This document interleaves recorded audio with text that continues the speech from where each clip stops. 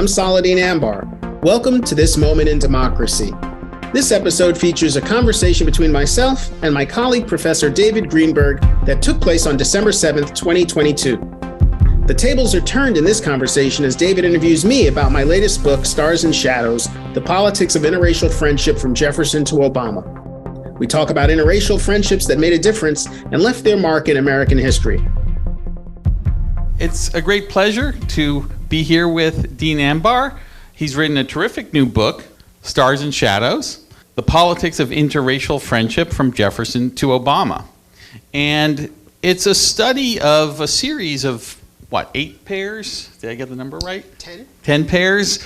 Some of them political, some literary or artistic, that take us really through the breadth of American history to understand how these individual studies of two individuals, one black, one white, have shed light on different dynamics in race relations, in politics, in the evolution of our understandings of race as a society.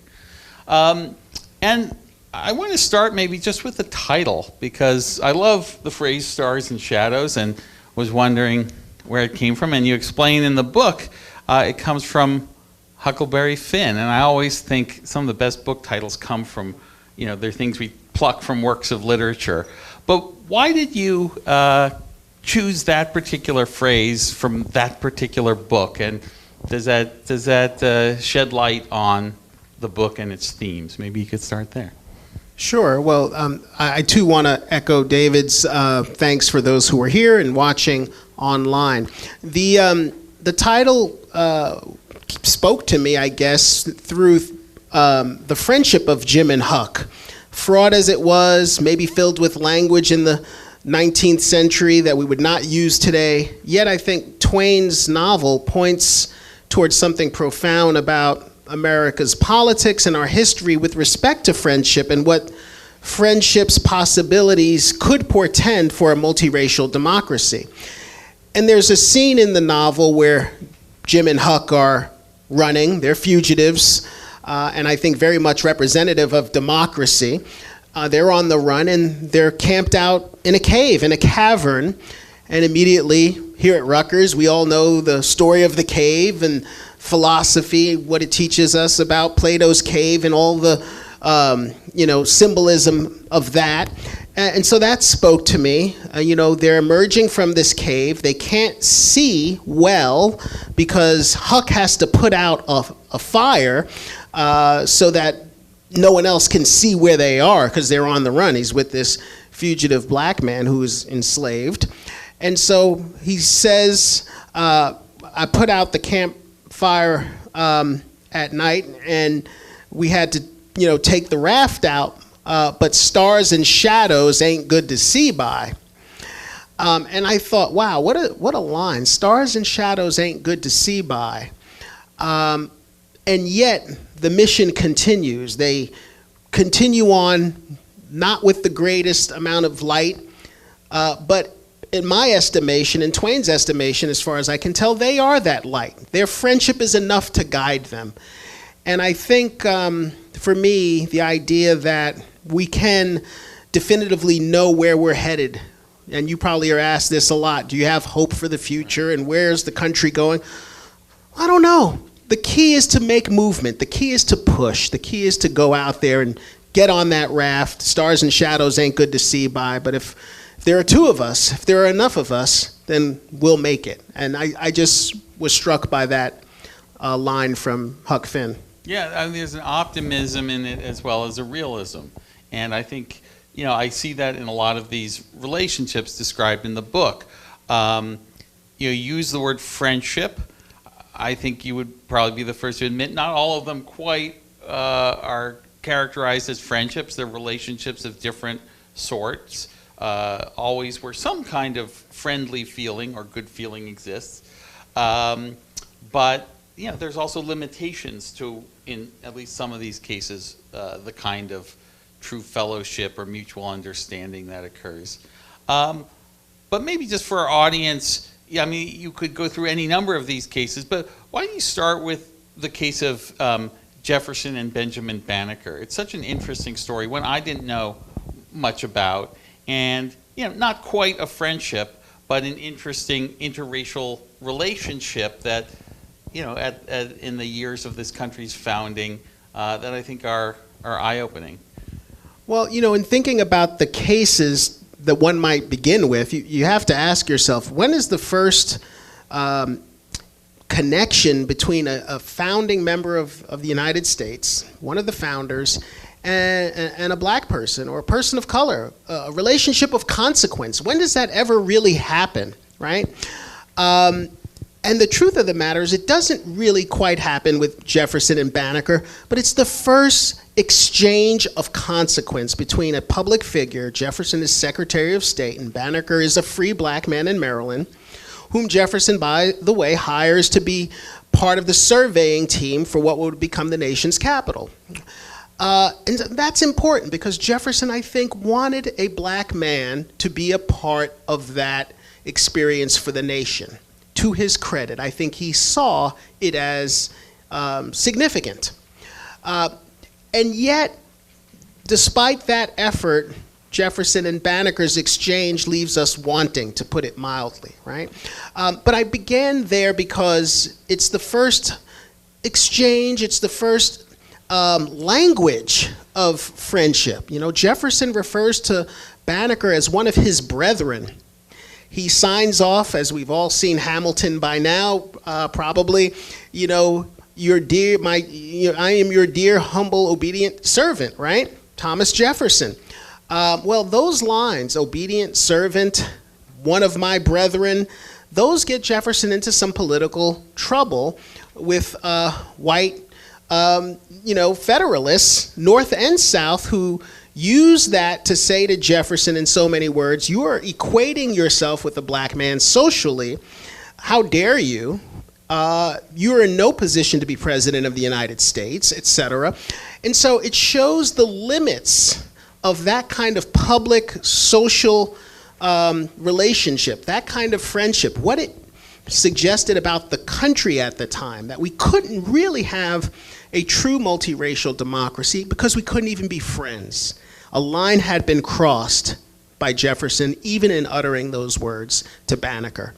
Yeah, that's really interesting. And you have one line from a letter from Jefferson, I'm not going to get it verbatim, but in which he sort of admits that he doesn't want to go too far in professing friendship or regard for Banneker because he could get into political trouble. So the political contexts and pressures on what it means for interracial friendships or relationships are actually right there in these letters he's writing. I thought that was fascinating. It is, and Banneker's a weirdly important person in America, in American history. The boundary stone is still there that is purported to have been placed by him in it's Falls Church in suburban Virginia outside of DC. But that stone is there. There's a wrought iron fence over it protecting it. It's like, what kind of country protects a stone placed by a black man over 200 years ago? Well, we do, for some weird reason. And I guess the weird reason is because we want to protect the idea that that moment portended something significant about our possibilities as a multiracial country and a multiracial democracy. That stone means something. And I think it meant something to Jefferson. It certainly meant something to Banneker. Could it have meant more in the moment? Probably could have. But alas, it was a rough beginning, to say the least. Right. I mean, there's so many, I could leap into any of these chapters, but I want to point out that you have many political characters and friendships, Lincoln and Frederick Douglass, of course, Eleanor Roosevelt and Mary McLeod Bethune, but also a lot of literary and artistic friendships as well. So, I thought one I really was completely unaware of was the relationship between Ella Fitzgerald and Marilyn Monroe. Maybe just tell us a little bit about the two of them. Sure. Well, that was a fun one to write about because it brought into the book so much that's contemporary, not just in terms of these two iconic singers, actor, with respect to Monroe, but social media. You could go on the internet right now and read a bunch of stories about Ella Fitzgerald and Marilyn Monroe's friendship. It was the subject of a play in London not that long ago, like 10, 12 years ago, Ella and Marilyn. Well, what was the interest? Well, the story had been that Ella Fitzgerald's career was saved by Marilyn Monroe because Ella was barred from attending the Macombo Club and performing there. Very sort of highbrow club that folks got their careers made in Hollywood. She could not go because she was African American. Marilyn said, hey, if you do not accept Ella, I will stop coming to this club, but if you do accept her, I'll bring all my Hollywood friends, I'll sit on the front row. And alas, Marilyn Monroe is purported to have attended. All her Hollywood friends came. Ella helped break the color line at the Macombo, and her career was saved, et cetera, et cetera. Well, that's not what happened. There's a famous photograph of Marilyn Monroe and Ella Fitzgerald, but it's not from the Macombo Club.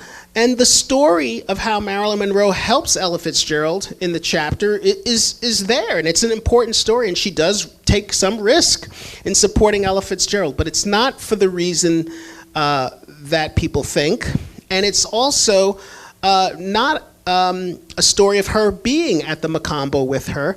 We get it wrong, but why we get the story wrong says a lot about us. Our need, desire, sometimes to champion sort of this white savior narrative is endemic. And then also, the way we simplify these stories to fit a mold of our own current politics, et cetera.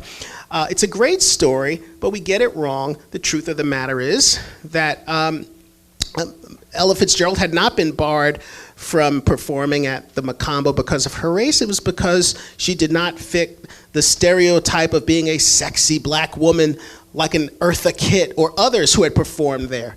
And so she was barred because of, male, arrogance and sexual preference. She was not able to titillate in the way that the owner, Charlie Morrison, wanted her to perform and provide to his white audiences, his male audience at the time.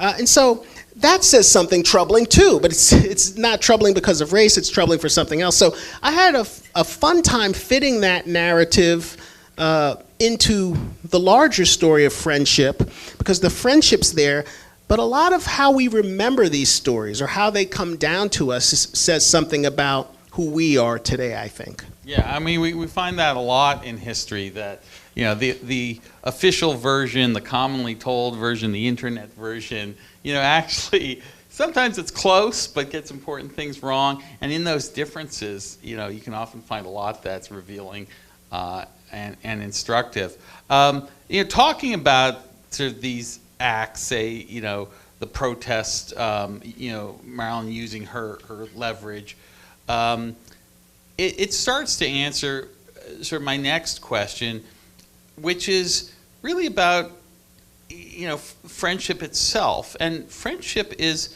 such a personal thing. It's a private relationship.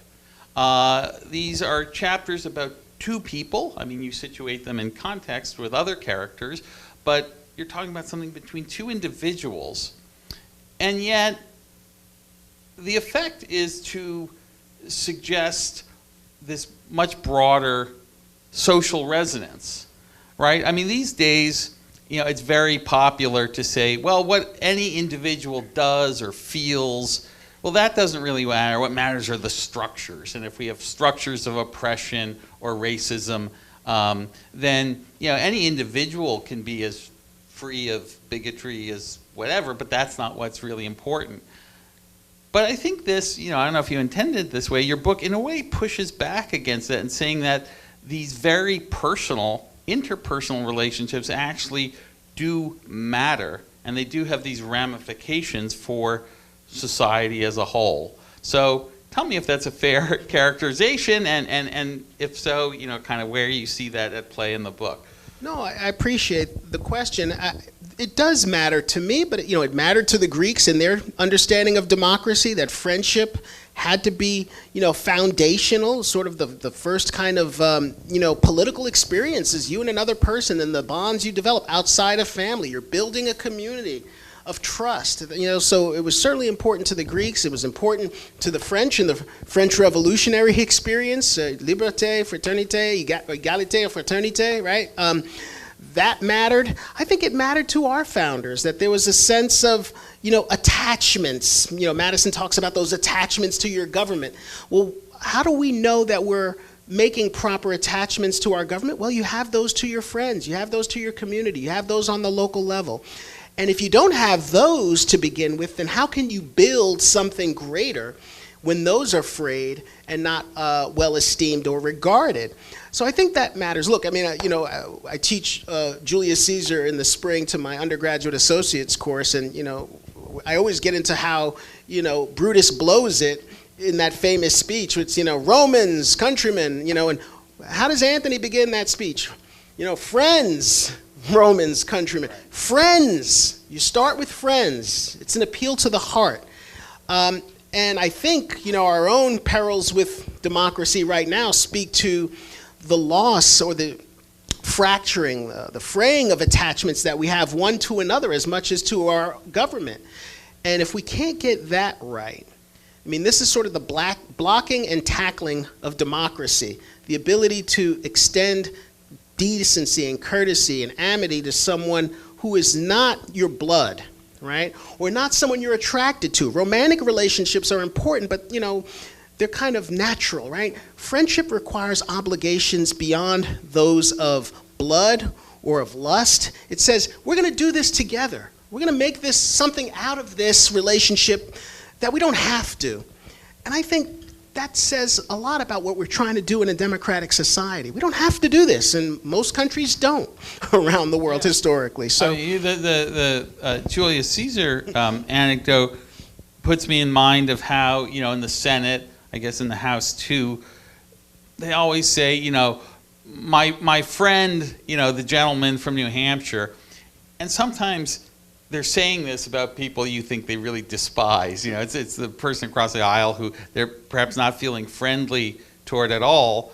And you could see, and I think I used to be tempted to just see this as hypocrisy, this kind of silly formality of the Senate. But in fact, I think there's a value of asserting, okay, we are all friends, even if we're feeling anger or political difference. Because that becomes the basis for at least trying to resolve those differences. And the notion of a deliberative body, a Senate or a House, where genuine friendships exist, seems infinitely more capable of solving our problems than what we have now, where there's very little pretense of friendship going on, and sort of the this just locked in your partisan chambers. And when you read stories of how legislation was accomplished, it often was by people who were friends with people of very different, political constitution. Well, it's so true. And if we know nothing else about America, we know that it's premised upon Jefferson's creed, right? All humans are created equal, right? We know that. So the creed is there, but that creed is a romantic creed. It says, it's a belief.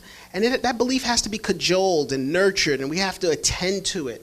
And, it's like, when do you can't say to your partner, hey, I told you I loved you yesterday, I don't need to say it again. It's like all the little courtesies and niceties and pleasantries and I love yous and let me help you with this and how was your morning? You do that every day. Not to scare you, looking at the students in the audience, but one must attend to these relationships every day because they're premised upon a creed. So democracy is a romantic venture, and friendship is part of it. And like democracy, friendship has to be attended to daily. And so that's the part of it in the Senate, famously, but in the House, and hopefully everywhere citizens are, we have to attend to how we treat one another. And if you look at the way we treat each other and have been treating each other in this country, particularly of late, certainly historically, but particularly of late, it speaks volumes to our inability to advance who we are as a republic in this moment, I think. Yeah. I want to, in a couple minutes, throw it open to the room here as well as to people watching us. But maybe before I do that, to sort of give people a sense of kind of the scope of the book, I've mentioned a handful of the relationships, but we also have in here, I'm sure I'm going to forget a few, but James Baldwin and Marlon Brando, who you have a great scene of them together at the 1963 March on Washington. We come up to the near present with Barack Obama and Joe Biden, who have this very interesting relationship. I mean, it was surprising, I think, a lot of Americans, happy moment, but also surprising moment that we finally elected a black president.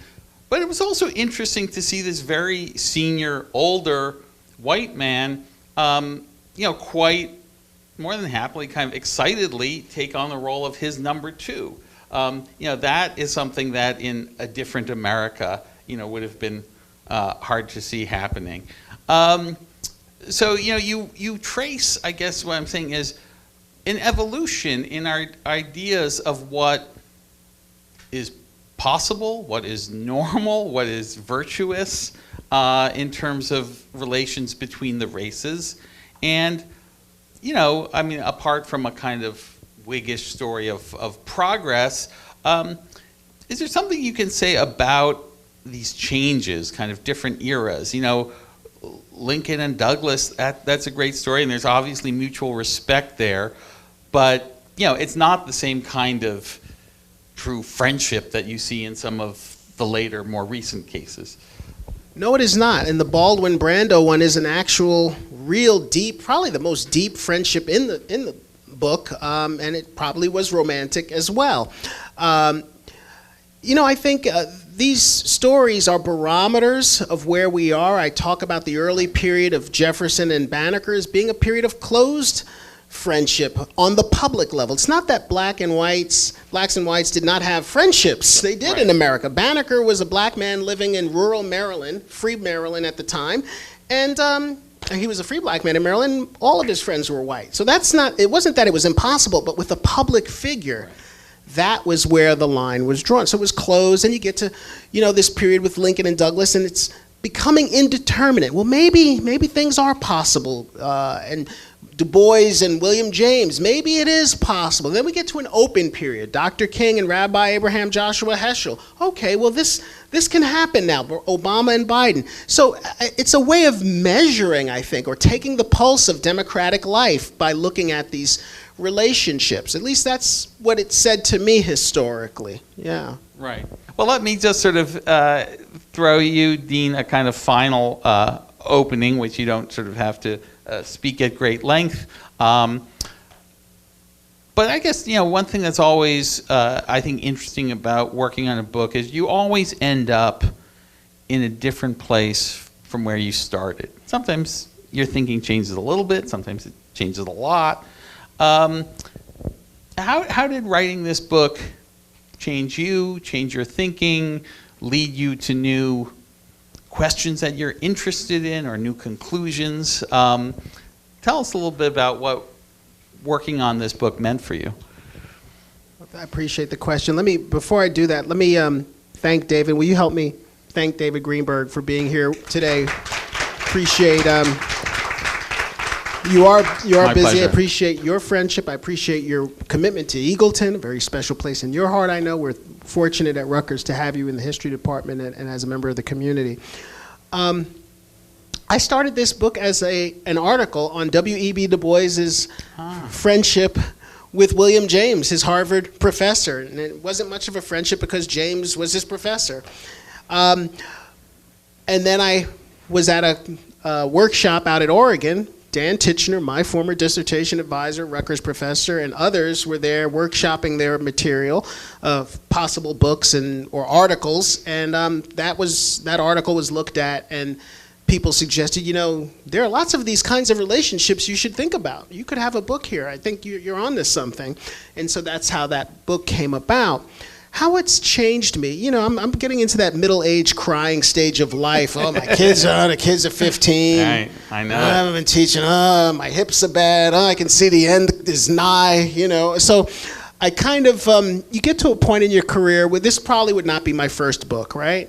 This is my 5th book. This is a book that speaks to where the country is, but also where my heart is. I want to grow in ways as a person that matter, not just professionally, but that speak to my own humanity and my own friendships. And you get to a point of self-reflection, I think, in your career where maybe the work you're doing with John Lewis is important professionally, but it also speaks to who you are inside in ways that we don't necessarily readily acknowledge every day in our profession. So I think the book came out of a space of a desire to speak to where the country is heading, the darkness of the Trump years, but also, parts of my heart that needed to have a light shined upon to grow as a human being. And so I'm proud, if you want to use that term, of the book because it's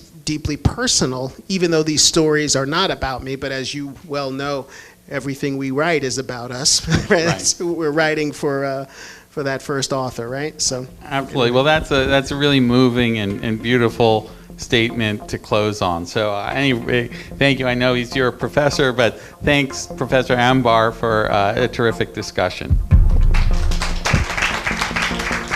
Today's podcast has been brought to you by the Eagleton Institute of Politics. Eagleton is a nonpartisan research unit of Rutgers University, New Brunswick. This moment in democracy was made possible in part by the generosity of Gerald and Kiko Harvey and Eagleton's many supporters.